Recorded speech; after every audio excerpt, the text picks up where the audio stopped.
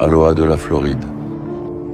Je suis juste assise ici à penser au livre d'Enoch que j'ai lu hier soir, du chapitre 72 au 77. Je vais probablement les relire. Il est très clair que le soleil et la lune fonctionnent avec une précision extrême.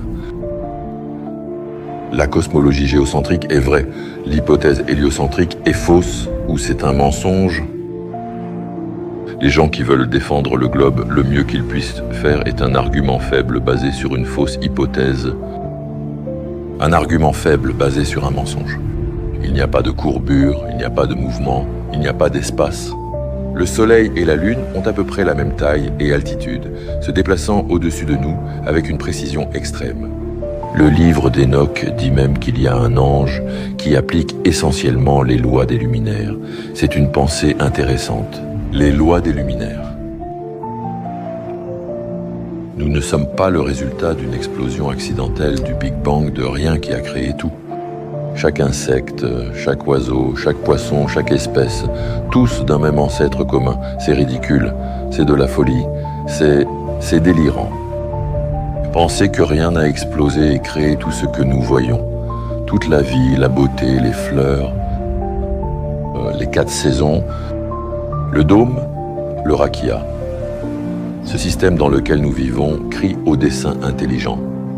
La façon dont je le dis souvent est que la Terre est un plan stationnaire, topographique, magnétique, électrique, conçu intelligemment et fermé. Nous l'appelons communément Terre plate, mais la Terre plate est bien plus que juste la Terre plate. Le système dans lequel nous vivons semble être totalement, complètement stationnaire. Mais tout à l'intérieur du système semble toujours chercher l'équilibre.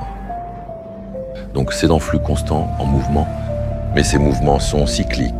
Des mouvements des luminaires, des constellations fixes, aux planètes, au Soleil et à la Lune, aux schémas aériens, aux marées et aux courants des océans, et même à l'électricité, peut-être même à l'éther tout autour de nous, que nous ne pouvons pas voir.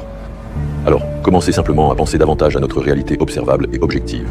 Et je vais juste fortement recommander que vous lisiez le livre d'Enoch, en particulier les chapitres 72 à 77.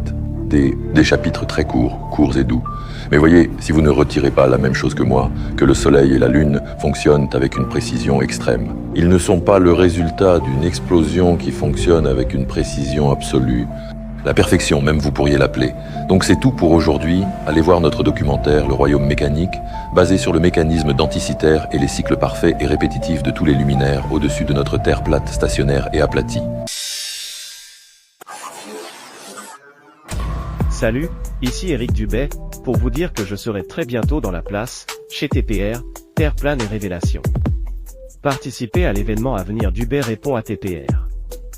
Envoyez-moi vos questions par email avant le 10 juin 2025 à contactdubay.fr. J'en sélectionnerai 10 et y répondrai dans une vidéo exclusive.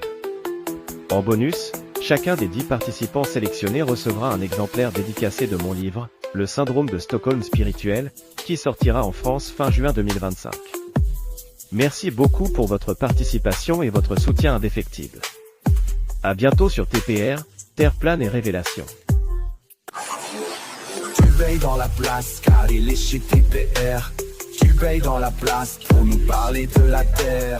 Tu payes dans la place car il est chez TPR. Tu payes dans la place pour nous parler de la terre.